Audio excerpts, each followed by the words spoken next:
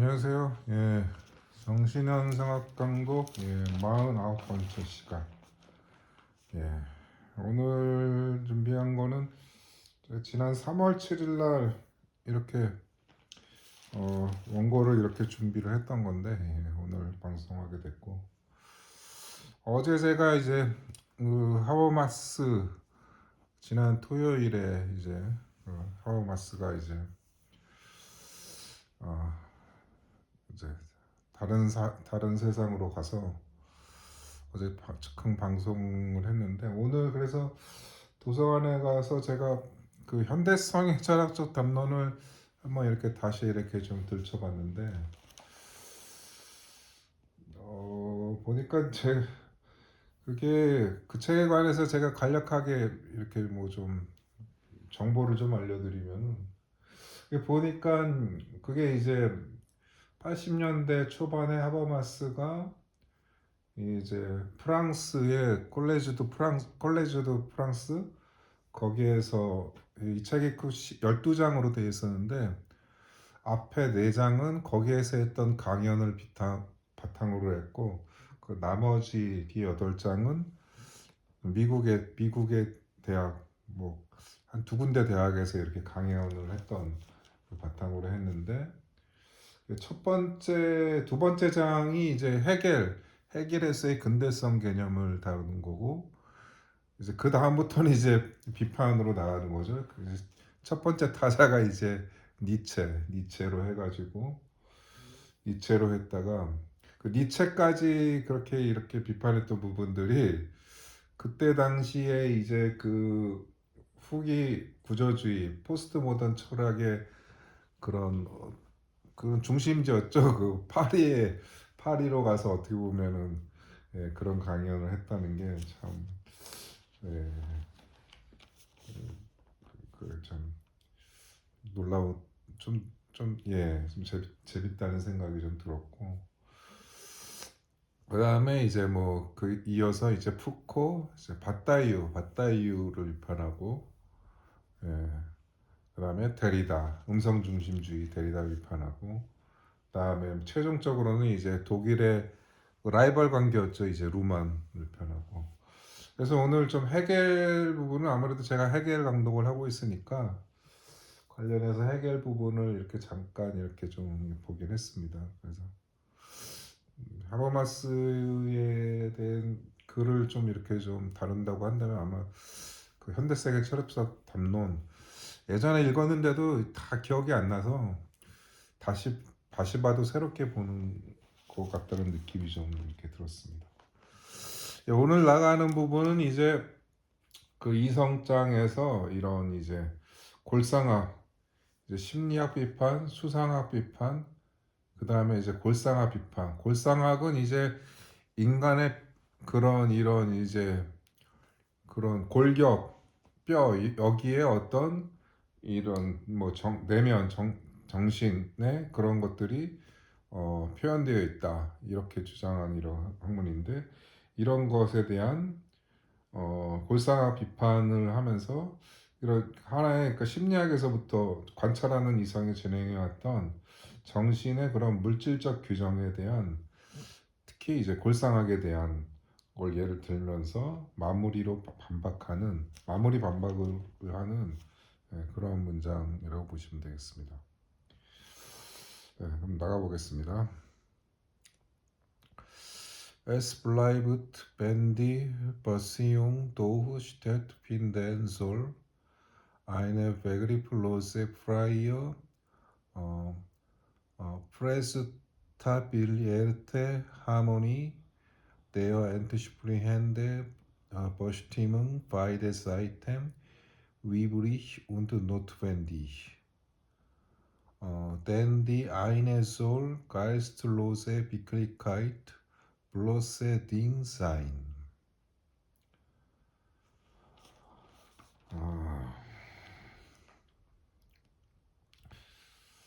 그 앞절에서의 그 생략된 걸 감안해서 이렇게 번역을 하면은, 정신과 대상, 여기에서의 골상학의 맥락에서는 정신과 사물, 곧 정신을 사물로 규정하는 그런 시도, 어? 어, 그런 시도에도 불구하고, 그럼에도 시도에도 어,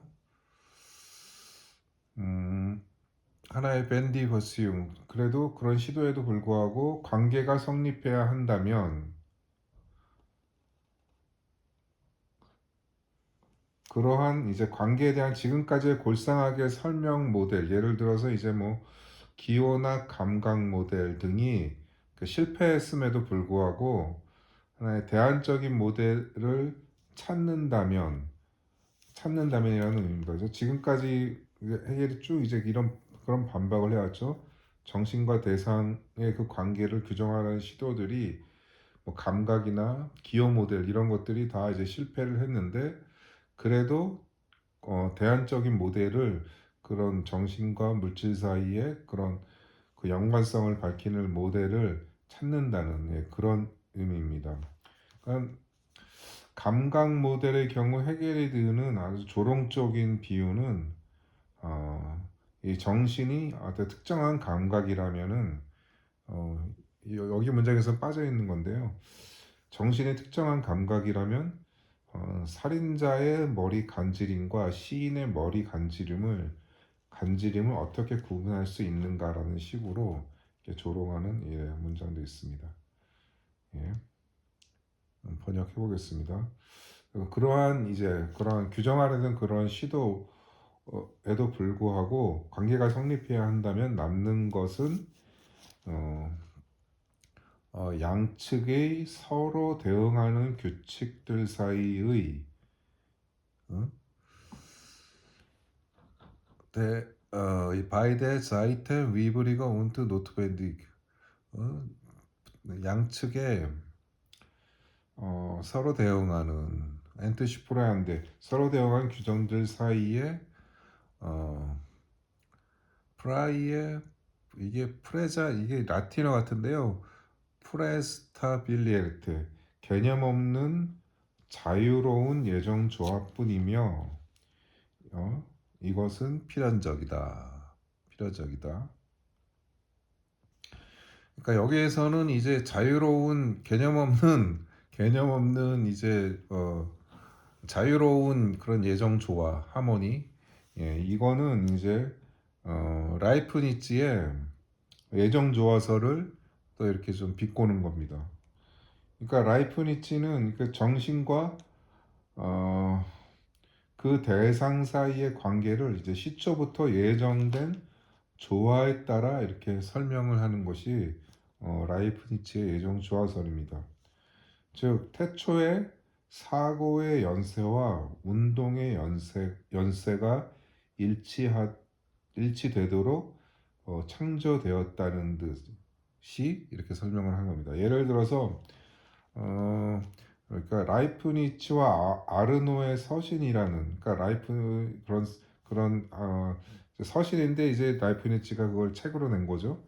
거기에서 라이프니츠는 신체의 고통을 정신 또는 영혼이 인식 또는 표현할 수 있는 것은 신체의 고통이 영혼에게 작용하기 때문이 아니라 그렇게 작용한다면 이제 그것은 이제 인가 모델인 거죠. 작용하기 때문이 아니라 그렇게 각자 표현되도록 태초에 창조되었다는 것입니다. 그러니까 뭐 어디 발이 어디 돌에 걸려서 딱 이게 발목이 꺾이면서 이제 아픔이 오죠. 아픔이 정신에 딱 오죠. 근데 그거를 라이프니츠는 그게 그 신체의 신체로부터 정신으로 이게 오는 것이 아니라 애시당초부터 그거는 서로 관계가 없는 건데 신체의 아픔은 신체의 아픔대로 표현되는 거고 정신이 느끼는 고통은 정신의 고통대로 표현되는 거라서 인과관계 없이 둘의 표현은 동시적으로 일어난다는 식으로 그래서 그것을 이제 예정조화 미리 그렇게 각자 서로 대응하는 것처럼 표현되도록 그렇게 예정되어 있다, 창조되었다라고 이렇게 주장하는 것입니다. 이런 형이상학적 가설을 아르노는 이제 어 이제 예수의 데카르트주의자이면서 예수의 노학자인데, 이 사람은 이제 종교박해를 피해서 이제 어디 네덜란드 쪽으로 이렇게 피신해 가 있던 상태인데, 이제 여기에 이제 그때 젊은 학자였죠, 라이프니츠가 이 사람한테 이런 출판을 목적으로 편지를 보낸 겁니다. 자신의 이런 형이상학을 소개하면서 거기에 대해서 이제 논쟁을 유발을 한 거죠. 이런 형이상학적 가설을 아르노가 비판하는 것이 이 책의 중심 전개라고 할 수 있습니다. 하지만 라이프니츠의 예정 조화설은 해겔이 개념 없다고 말하는 것처럼 그렇게 간단한 개념이라고는 할 수 없습니다. 이것은 훗날 또 무시한 칼뱅의 그런 신학 이론, 예정론으로 또 영향을 미치는 그런 이론이라서, 그렇게 뭐 제가 이렇게 설명한 방식으로만 이렇게 규정하기에는 상당히 좀 깊고 난해한 그런 형이상학이다, 이렇게 보시면 되겠습니다. 그래서 번역 계속해 보겠습니다. 댄디 아이네졸 가이스틀로제 비클리카이트. 왜냐하면 한쪽은 정신이 없는 현실성, 곧 단순한 사물이어야 하기 때문이다. 다음 문장 해보겠습니다. Es steht also eben auf eine Seite eine Menge ruhende Schädelstellen, auf der anderen eine Menge von Geistesgesellschaften, deren Vielheit und Bestimmung von dem Zustande der Psychologie abhängig wird. 왜냐하면 한쪽이 없는 현실성, 곧 단순한 사물이야 하기 때문이다. 따라서 에스테트 알소, 따라서 한편에는 다수의 정지에 있는 eine Menge 루엔데 두개골 샤델슈텔렌 두개골 부위들이 있고, 다른 한편에는 auf der andere eine Menge von Geisten Geisten Eigenschaften, 다른 한편에는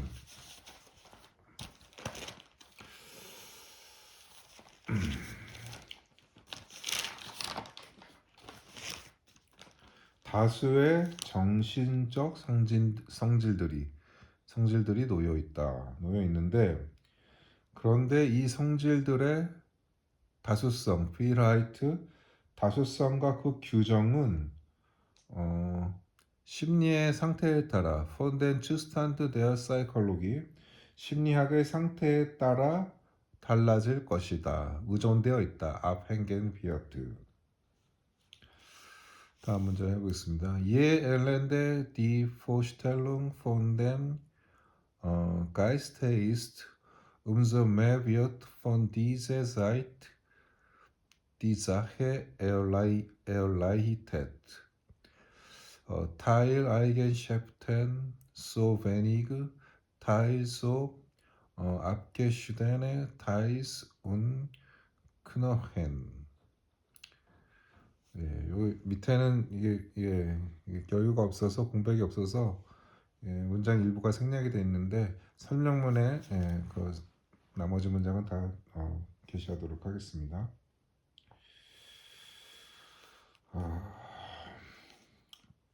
그렇게 이제 한쪽에는 이제 그렇게 정신의 성질이 있고, 다른 쪽에는 그런 물질적, 이렇게 두 편으로 이렇게 갈라진다는 거죠. 그래서 그러니까 정신에 대한 표상이 비참할수록 엘렌데 디 포스텔룸, 그러니까 정신을 표현하는 표현하는 상상이 그 수준이 낮을수록 비참할수록 이 문제는 그만큼 쉬워진다.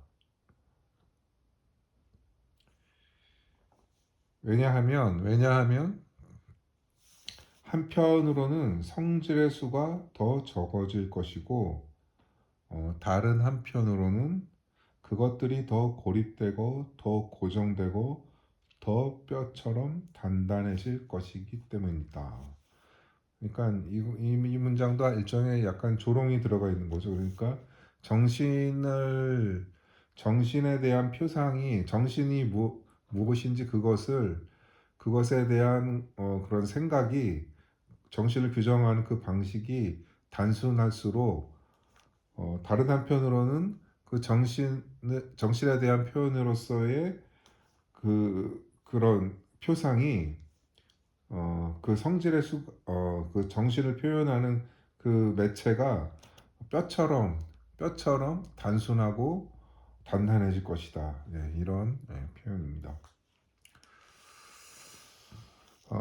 그래서 정신과 대상의 관계에 대한 물질적 규정의 무관성과 우연성이 모래알 하나하나를 이스라엘 민족 각자의 표지로 삼는 자의성보다 크다는 문장이 이 문장 뒤에서 이렇게 이어집니다.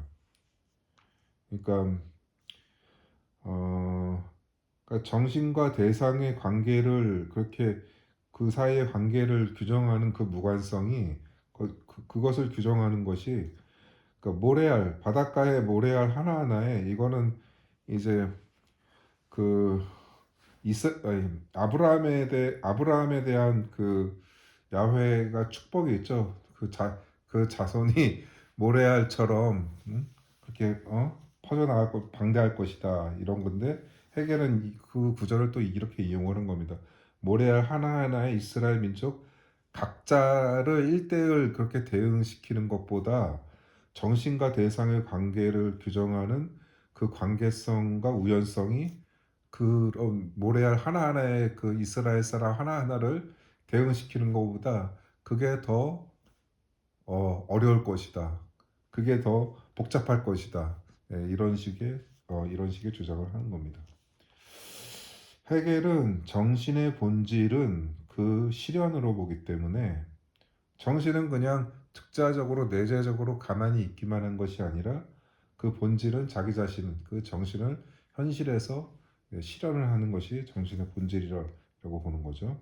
그렇게 보기 때문에 정신은 외화되어야 하는 것이지만 정신은 그러니까 밖으로 이렇게 밖으로 이렇게 완성된 형태로 예, 표출되어 있는 거죠. 정신은 외화되어야 하는 것이지만 이 외화가 심리학에서 골상하게 이르는 정신에 대한 설명 방식으로는 그것이 성공적으로 이루어지는 것이 아니라는 것입니다. 일단 먼저 정신에 대한 이해가 이들과는 헤겔은 다른 거죠. 헤겔에게 정신은 분화된 개별자들 간의 대립과 상호 인정의 방식으로 통합되어 있는 자기 의식들의 총체입니다. 즉 정신 가이스트는 심리학 등이 염두하는 개별 의식이 아니라는 것이죠. 헤겔에게서 이 정신이라는 건. 하지만 정신 현상학의 출발점은 바로 이 개별 의식이었습니다. 헤겔의 의중은 심리학 등의 개별 의식 규정의 자체적 문제를 지적하면서도 이들이 대상으로 삼은 의식의 외연을 역사와 사회로 이제 확장을 한 것입니다. 그러니까 심리학이나 뭐 그런 이제 사이비 학문, 골상학, 수상학 이런 것들이 어, 정신의 대상으로 삼은 그런 것들을 그거는 이제 좁게 개별 인간의 그런 성격이나 그의 손금이나 그의 뼈 모양 이런 걸로 헤겔은 정신을 거기서 찾는 게 아니라 그거 사회와 역사 속으로 그 정신의 그 실현을 거기에서 찾는 거죠. 예. 그러니까 정신이라고 하는 거는 그렇게 단순하게 그런 심리학에서 규정하는 그런 개별적인 방식으로 정신을 규정을 할 수는 없다는 것입니다.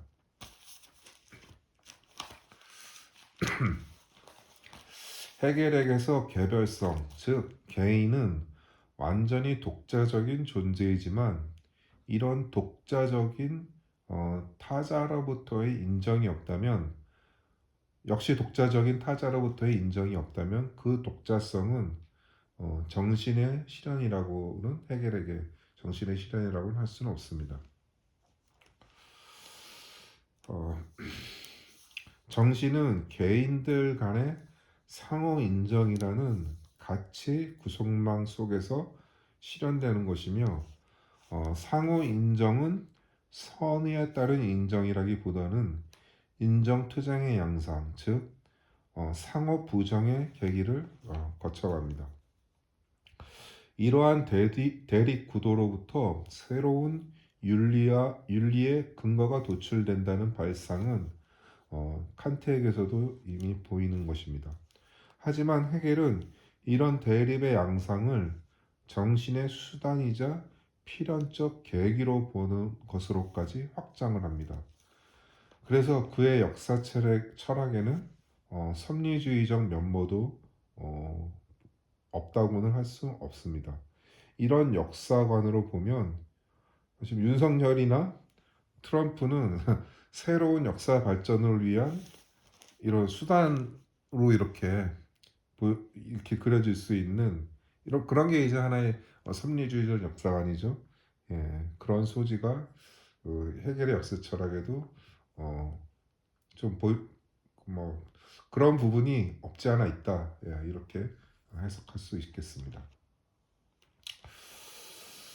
그래서 그 인정이라는 그런 독자적 개인들 간의 그런 상호 인정이라는 그것은 의식적일 수도 있지만 또 무의식적 작용이라고도 이렇게 볼 수 있는데, 예를 들어 노동은 결과적으로 노동자뿐만 아니라 그 향유자에게 만족을 주는 것입니다.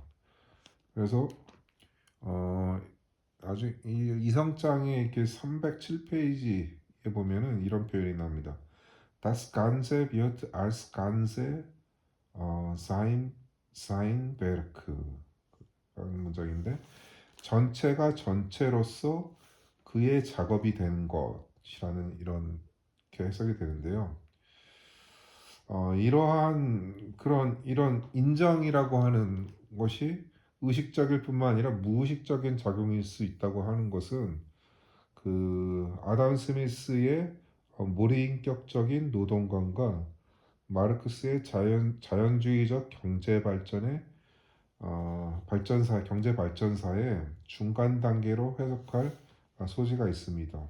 그래서 아담 스미스는 이제 그렇게 얘기를 하죠. 그 국부론에서 빵장수의 이기심이 공곡의 복리에 의도치 않게 기여한다는 이런 관점을 거기에서 봅니다. 그러니까 빵장수는 어떤 배고픈 사람을 위해서 이제 빵을 만드는 게 아니라 자기가 돈을 벌려고 이렇게 만드는 거죠. 돈을 벌려고 이렇게 만드는 건데, 근데 그렇게 자신의 그런 개인적인 그런 이기심을 충족시키려는 행위가 결국에는 다른 누군가에게는 그것이 배고픔을 채워주는, 배고픔을 어, 배고픔을 그렇게 채워주고 결과적으로는 일정하게 공공의 복리에 그가 의도치 않게 기여하는 방향으로, 그러한 식으로 상호 인정이라고 하는 그런 상호 인정의 하나의 메커니즘은 의식적일 수도 있지만은 무의식적인 작동 방식으로도 나간다는 식으로 헤겔은 그렇게 보는 시각도 좀 있지 않나, 저는 그런 생각이 들었습니다. 특히나 헤겔은 또 아담 스미스를 그가 이제 두 번째 가정교사로 있던 그런 베른 시절에서도 이미 그 아담 스미스를 비롯한 그런 스코틀랜드의 그런 경제학, 철학 이런 부분들을 하다 휴미즈도 대표적이죠. 그런 부분들을 읽었기 때문에 그렇게 해석할 소지는 충분히 있다고 이렇게 보여집니다. 예.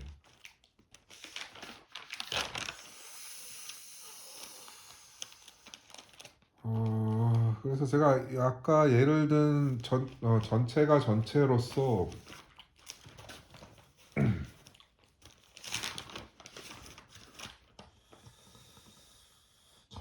전체로서 그의 작업이 된다고 하는 그 307페이지 제가 읽고 있는 텍스트에 주석에 이런 문장이 있습니다. 근데 사회적 노동은 개인적 이해의 관계들이 벌이는 평화로운 전쟁이다. 즉, 전체 노동에는 경쟁과 반목의 대립 양상이 있지만 이것을 극복해 나가며 전체의 복리를 증진시켜 나갈 수 있다는 것입니다. 그래서 이 주석에는 그래서 어, 평화로운 전쟁, 형용 모순이죠. 전쟁이 어떻게 평화롭습니까? 예, 말도 안 되는 그런 비유인데, 근데 하나의 사회적 노동이라고 하는 것은 이런 평화로운 전쟁의 양상, 그러니까 개인적 이해관계들이 벌이는 경쟁과 뭐 암투도 있고 그렇긴 한데 그것이 이러한 반복적 대립 양상이 결국에는 이것이 극에 달하면은 그것이 해결의 변증법에서 그렇지만 그런 대립의 극단으로 가면은 그것은 결국에는 깨질 수밖에 없다라고 하는 그런 논리학을 또 해결이 그런 논리학으로 그런 주장을 또 나가기로 하는데 그렇게 극단화된 그런 대립 양상은 결국에는 이제 어, 뒤집혀져서 그것이 결국에는 공공의 공공의 이익으로 이렇게 발전되는 방향으로 나간다. 이렇게 볼 수 있겠습니다. 그러니까 물론 이제 그 대립 양상이 극단으로 가서 그것이 꼬꾸라질 수도 있지만은 꼬꾸라지기도 하지만은 그렇게 대립하는 과정에서도 결국에는 그것이 또 그 반대의 작용으로 반대의 방향으로 영향을 미치는 방향으로 갈 수 있다. 이렇게도 해석할 수 있겠습니다. 하지만 평화로운 전쟁이 가능한가? 해겔식의 그 결과주의적 목적론에 따르면 모든 것은 결국 정신의 실현인 것인데 현재 그런 이란에서 일어나는 미 이스라엘의 침략 전쟁이 마치 1, 2차 세계대전처럼 정신의 자기 실현을 위한 지난한 과정이라고 할 수 있는가? 라는 의문을 제기할 수 있습니다. 아니면 정신은 이런 인간 세계의 비극을 우회해서 실현되는 것인가? 라고도 물을 수 있습니다. 물론 해겔의 목전론은 칸트의 규제적 이념처럼 그것이 꼭 실현되지는 않더라도 칸트의 판단력 비판의 미학적 거기에서 판단력 비판에 이제 이런 게 나오는데요. 미학적 아름다움에 대한 감탄처럼 그런 규제적 이념은 추구할 가치가 있는 것으로만 그래서 그 실현이 요원해 보일지라도 가능성이 있는 미래로만 그려지는 것인가? 라고 이렇게 물을 수 있습니다. 여기서 해겔의 실천 이성은 어떤 의미를 지니며 역할을 하는가? 라고도 물을 수 있고요. 역사의 종말, 그 끝이 결코 보이지 않는 세계에서 현실과 이상의 간극은 좁혀지지 않지만 그래도 희망을 가진다면 그것은 어떻게 가능한가라는 물음을 제기할 수 있습니다. 예. 오늘 뭐 이런 이제 그런 사회적 노동 전체가 전체로서 서로에게 전체가 전체로서 이게 작용을 한다는 거는 그 동학에서 그 말하는 그 이천식천이란 그런 하늘이 하늘을 먹인다라는 그런 이제 생각과 좀 비슷한 면이 있죠. 근데 여기에서는 그런 전체가 전체에게 작용한다는 것은 결국에는 이제 뭐 하나의 노동 그중 거기에는 노동도 있고 뭐 노동만 있는 건 아니죠. 거기에는 또 뭐 여가도 있는 거고 문화도 있는 거고 결국 그렇게 해서 하나의 그런 전체적인 메커니즘이 결국에는 어 거기에서 하여튼 의식적이고 무의식적인 뭐 하나의 사회적 그런 운동 과정 그런 것을 헤겔은 이렇게 주장을 하는데 그런 것들이 어떤 방향으로 이렇게 나가는 건지에 대한 목적이 이제 헤겔은 그 목적이 정신에 있다고 보는 거죠.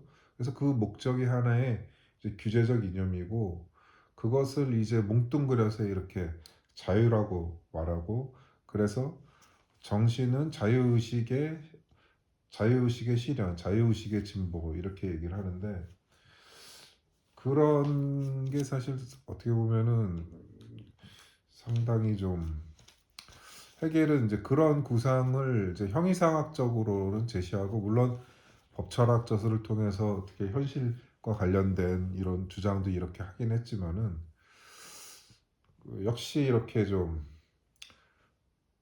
그거에 대한 어떤 구체성이라고 하는 부분에 대해서는 당대의 한계에 아무래도 헤겔은 갇혀 있을 수밖에 없고 그런 헤겔의 그런 자유를 그렇게 그게 무엇인지 규정하는 것은 현 시대에 맞게끔 규정할 수밖에 없는 거고 그런 규정을 좀 아주 거대하고 포괄적으로 했던 그 사람이 바로 이제 하버마스였다고 저는 많은 분들이 이제 그렇게 인정을 할 것이라고 이렇게 봅니다. 예. 예, 오늘은 여기까지 하고요. 뭐 계속 지금 정신학 강독 속도가 빨라져서 좀 가능하면 좀 근데 방송이 강독을 좀 따라가야 되는데 방송이 좀 이렇게 여의치는 않은 것 같습니다. 아무튼 분발해서 쫓아가 보도록 이렇게 하겠습니다. 예, 감사합니다.